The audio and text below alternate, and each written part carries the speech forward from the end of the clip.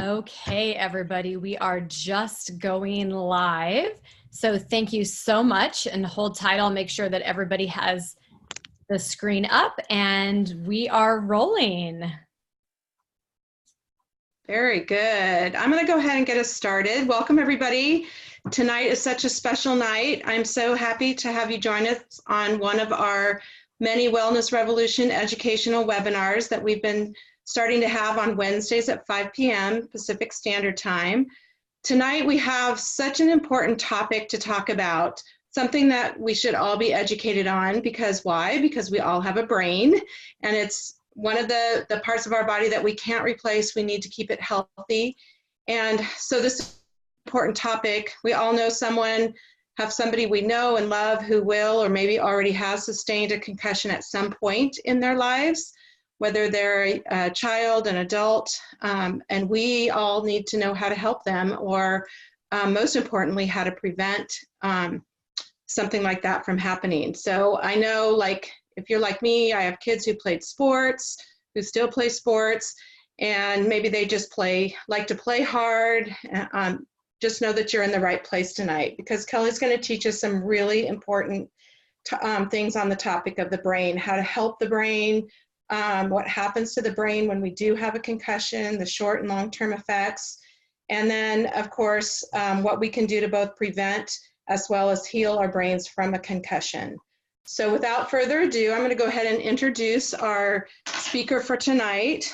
Kellie, first and foremost, is a mother of four and a true entrepreneur. She studied at the University of Arizona for her bachelor's degree and the Mayo Clinic in Rochester, Minnesota for her master's in physical therapy.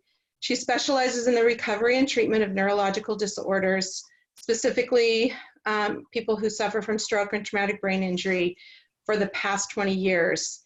She and her husband have their own private practice in Laguna Niguel, California, that specializes in this treatment. Over the past several years, they have integrated an optimal wellness component into their practice. She now has a huge passion for wellness and helping people prevent all types of neurological disorders for kids and adults, and teaching people to become the CEO of their own health and life.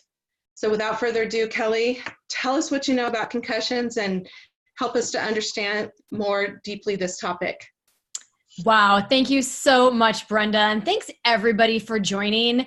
Honestly, this is near and dear to my heart for several reasons, everyone. First and foremost, this as a physical therapist is what I do, but over the past, many years, like Brenda has said, I've always helped people afterward, meaning after they have the traumatic brain injury, after they had the concussion, after they've had the stroke, after they've been diagnosed with Parkinson's, to help them in the recovery process. And what I found is that today, with new technology that's out there, we're learning that we can actually be on the preventative side of concussions and of all sorts of brain injuries, because we can protect the most precious organ of the body. And just like Brenda said, we've got one of them. And at this point in time, modern medicine does not know any other way to transplant us or give us a new brain. So being that we only have one, being that the brain, right, is our master programmer, we need to protect it at every cost. And the last reason it's near and dear to me is because of our four children, two have sustained a concussion. So we've lived it as a family, and I've helped protect them before. I wish I even knew more before. Of course, after they had it, I've even learned so much more of everything possible, both in healing their brain and now today, my big, big push for prevention. So let's just talk briefly about concussion, okay? Concussion is just a type of traumatic brain injury, or you might hear people refer to it as a TBI, okay? And you might think, because of the big movie Concussion that came out, that it's sports related, it's football related. No, it's life related, meaning you can just have a bump, a blow, a jolt to the head, and that quickly, it causes your brain to move rapidly in your skull, right? A very hard, bony object. And that is what this shearing forces go back and forth. And so people don't realize that it's not necessarily just a serious car accident, just a serious sports injury. You can just literally be putting something away in your kitchen and come up and bump your head on a cupboard. You can just be turning quickly and somebody, knocks you. You can be walking down the street and just trip over something and hit your head on the side of a wall. It doesn't have to be what you might think as major. So here's the thing. During all of those times, your brain basically is jarred, right? It goes back and forth. And so it's fragile overall. And what we don't see in the brain is the brain has all of these pathways that go all which way that are communicating to each other, forward, back, side to side in different neural networks. And so what happens is those neural networks might get stopped or altered or disrupted. Now, normally a concussion is not life-threatening, okay? However, they can be, but they also can cause serious long-term issues that people have. So take a look at the brain, you guys. This is it, right? This fragile organ. It's actually, if any of you have ever had the pleasure of having an anatomy class, maybe that you could actually either took a look at a brain, it's soft. So now you can kind of take a look at like, wow, no wonder it can be easily bumped and bruised and damaged. Now, if you look over at the pie chart, you can really see, look at the percentages of 28% of people that sustain a concussion is through a fall, 20% through a motor vehicle accident, okay? 19% struck by an accident, all right? So it's not what we think of is always just in a sporting injury. So what are some potential symptoms? And this is good because you might think like, I wonder if I had one long ago, or maybe I have sustained one. These are pretty typical symptoms that if you just go out and get a concussion, what you might experience. And the severity of it is vast. You could just feel a little brain fog, right? A little fuzzy, you're not quite yourself. Headaches, dizziness, fatigue. Many people are sound and or light sensitive. Definitely a little scattered, forgetful, moody, irritable, things like that. And difficulty sleeping, your sleep cycle is often interrupted. So the thing is you will look physically upon presentation perfectly fine. So most people don't really get the seriousness taken for them because they look fine, okay? But you may not feel like yourself, and that can be scary and frustrating. And it can be both physically, mentally, and emotionally. So a lot of people out there are a little bit misguided because on the surface, like I said, right, you look fine and you may be feeling like, why isn't my brain healing? Will it heal? Can it heal? Are there things that I can do to help it heal? And the answers are yes, yes, and yes, okay? I alluded to the fact that, to make matters worse, many times medical practitioners don't really give much in terms of helpfulness. They might just say, you know what? Maybe here's some medication to help with the symptoms. If you're having a headache, things like this, take this. But the general generic advice that was the advice over years has basically been like, get some rest, limit your activity level. When your symptoms are gone, return back to your activity. Does that sound familiar to you guys? Well, let me ask you this. If you went into your cardiologist and you asked them a question and they answered, and then you said, if I were to have asked you that question 30 years ago or 50 years ago, or even 5 years ago, would you have said the same thing? Well, I'm hoping your doctor's answer and the answer you want is no, because modern medicine is changing like light speeds, right? The procedures that they do in cardiology today are rapidly changing. Well, the same thing is for concussion and concussion management. You can't just assume what was thought 5, 10, 20, 50 years ago of needing rest, light exercise, decreased stimulation is what you need to do today, okay?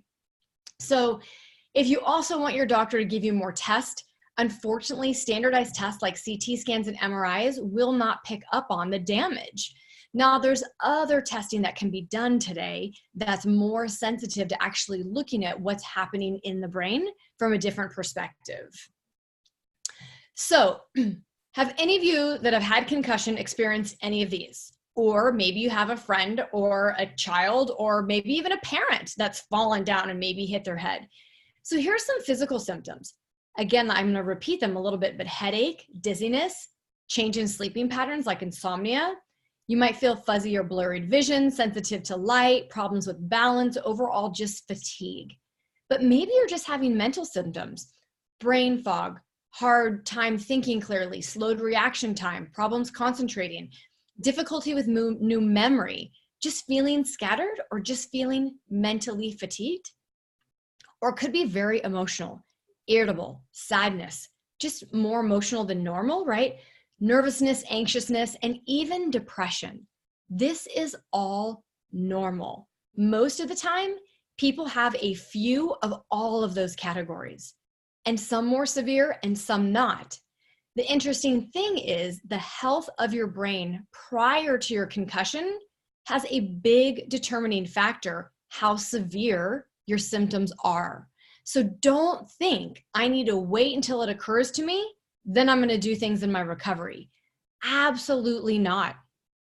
So let's first talk briefly about what is happening in your head. And we're going to do a little bit of science, but I'm going to try to keep it pretty basic, okay? Like I said, it starts with some sort of a blow to your head, a concussion, all right? Most of you guys may have heard like traumatic brain injury. But post-concussion is really real, and there is a neurobiological problem deeply rooted in the neural networks that make up your brain. So in the beginning, when I told you there's these networks that talk to each other and they're going forward, back, crossing right to left, all these different neural networks talk to each other and they have different roles to play. But when those sharing forces happen, those connections are altered, making those neural networks difficult to communicate. So there is a neurobiological problem of why you're feeling the way you are, okay? So you might say, aha. Our amazing brain allows us to think, feel, move, create, grow, right, to love. So we can experience all of that because of the communication that's happening between your brain cells, your brain regions, and your neural networks. So hang in there because I really want to give you a little science, even though some of you might go, whoa, this is over my head, okay? But then we're going to get into what are we going to do about all of this. So let's start with your cells in your brain. Itty bitty tiny little brain cells where it truly all begins. We need to keep each cell healthy, okay? At a cellular level, and you're probably hearing people talking about that in prevention right now, is at a cellular level, we need to keep things healthy. The diameter of each brain cell is about the width of a piece of dust. You can't even see it, okay? And your nervous system has literally over 100 billion brain cells. So pretty important, right? I mean, that's more stars than we have in the galaxy. It's pretty wild to think that.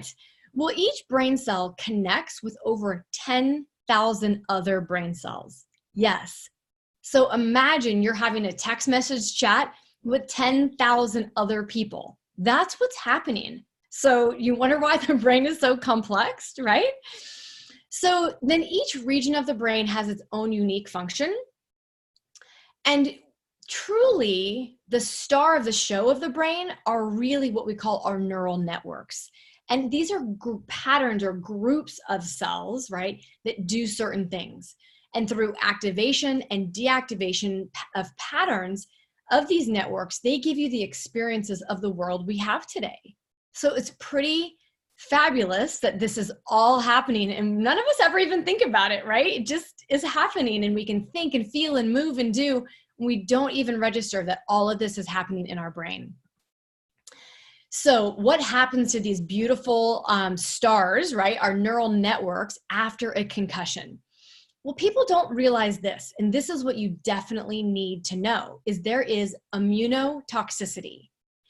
So along with the physical trauma of the hit, so maybe the area is bruised, right, damaged, there's also a chemical trauma that takes place.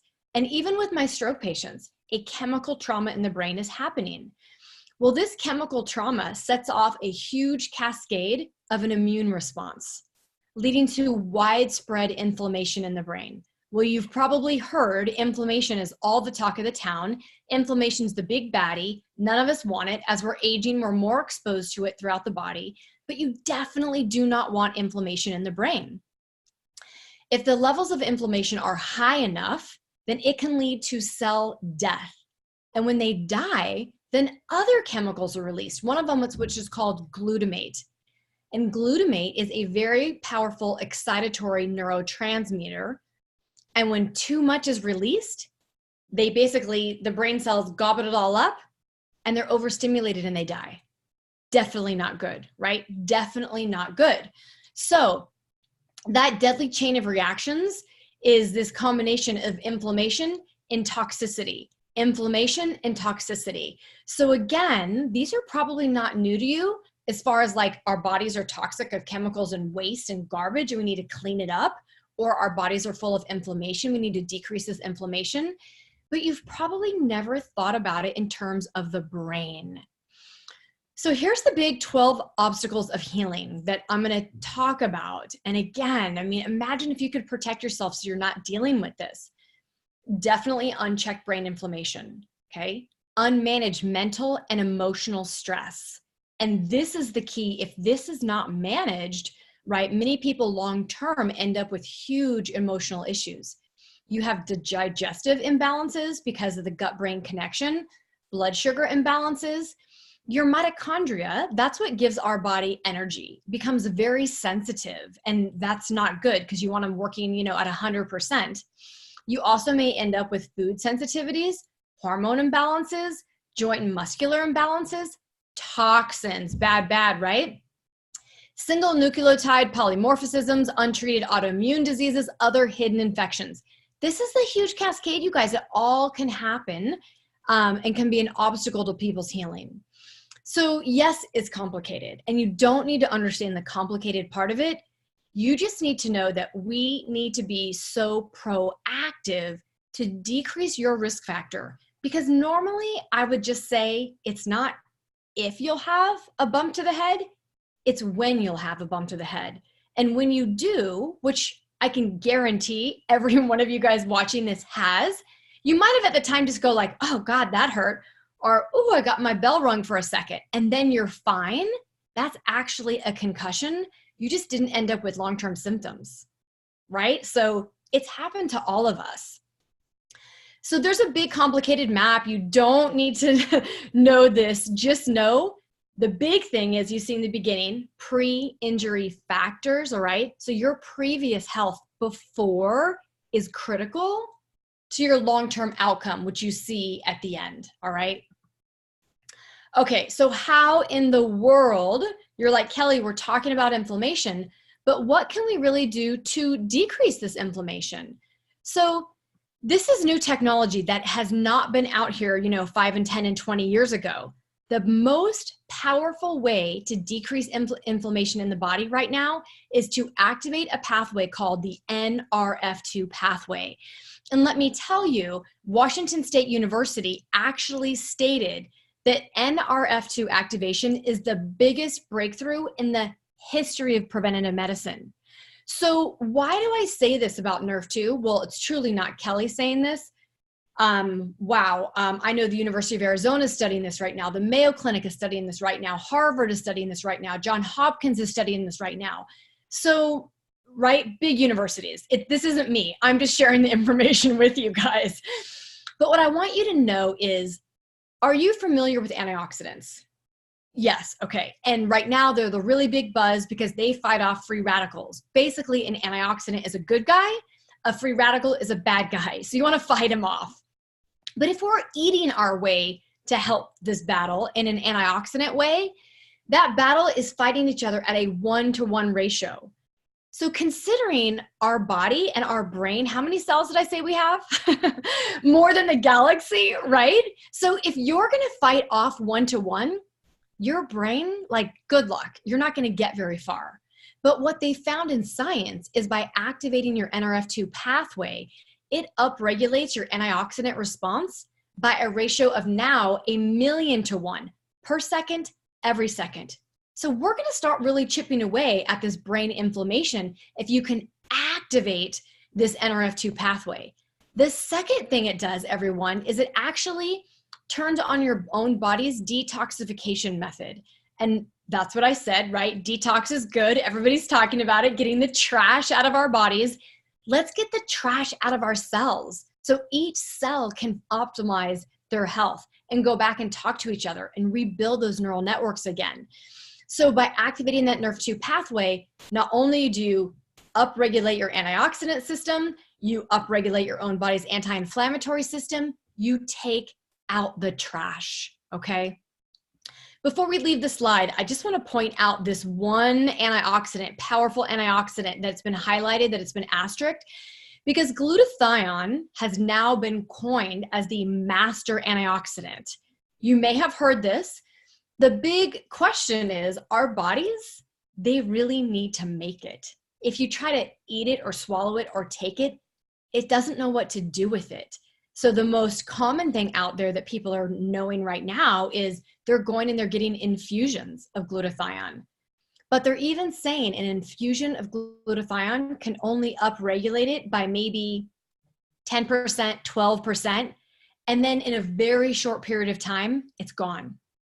So imagine if you could upregulate glutathione in your body by just turning on your own God-given pathway. Pretty cool stuff.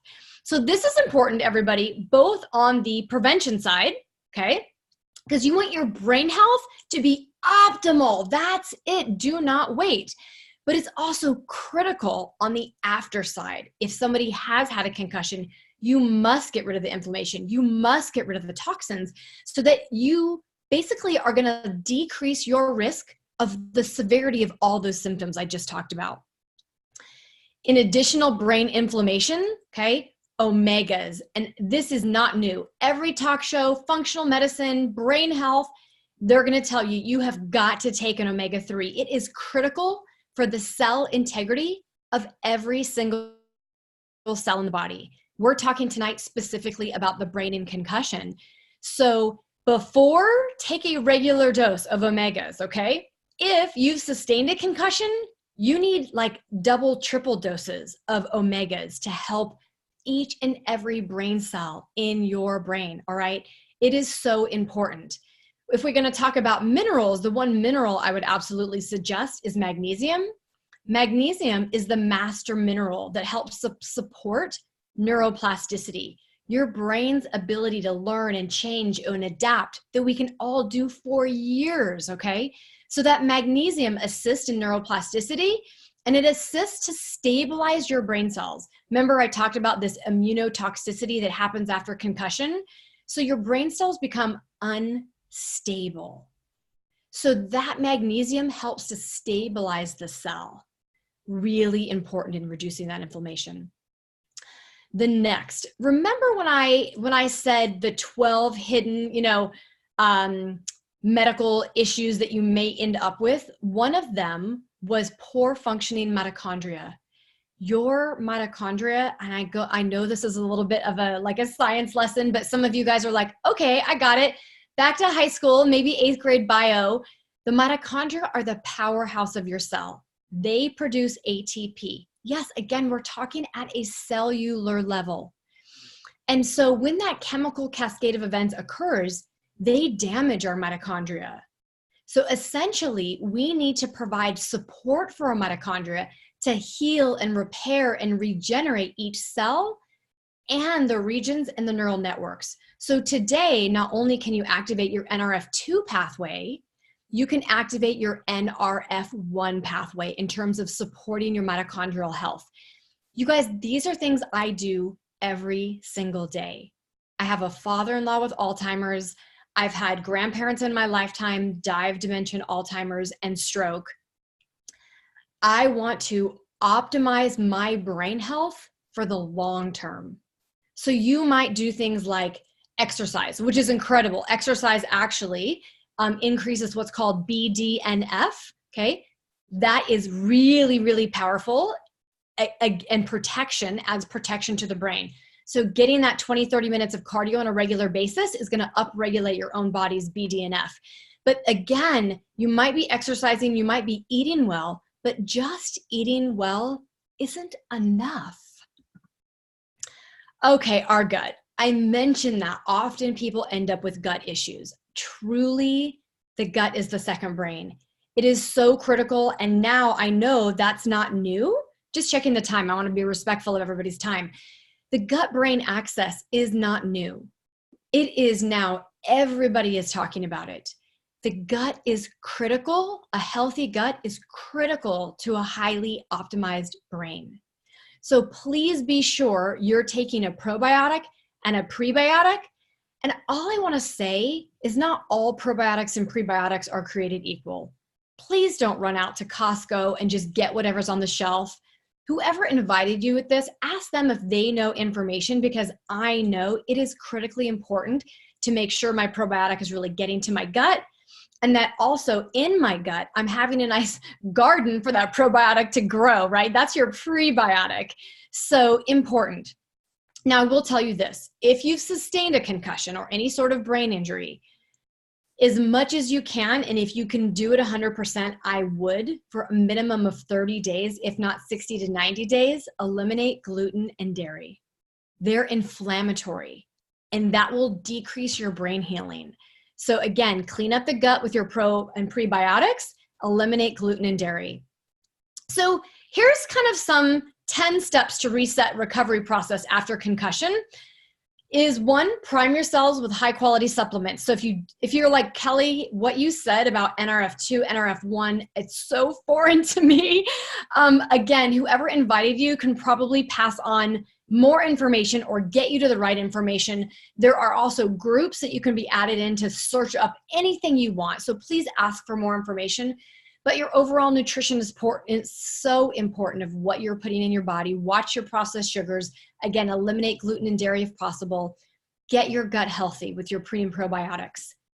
Sleep, downtime.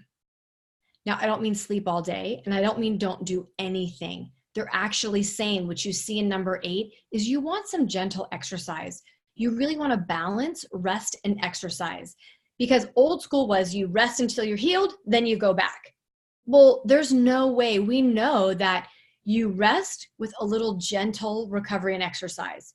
You rest a little less as your transition, but you have multiple breaks throughout the day, lots of interaction going back and forth in this transition period. The people that don't give themselves a transition period often find themselves with severe symptoms coming back of light sensitivity, headaches, gut issues, things like that. Infrared sauna can be very beneficial. Blocking out the noise. So be sure you go get some nice earplugs when you're out and about. You want to really minimize your stimulus to noise. Block out junk light. Get blue blocking glasses. I said gentle exercise. Take lots of mini breaks throughout the day. And if you don't already have a meditation practice, definitely begin a meditation practice. And you can search that up online. There are so many ways to get started in meditation. And there's even apps you can put on your phone. Even if you start with a minute a day, it is well worth it for your brain health. So keeping your brain healthy, right? Neuroprotection is key, is key, is key.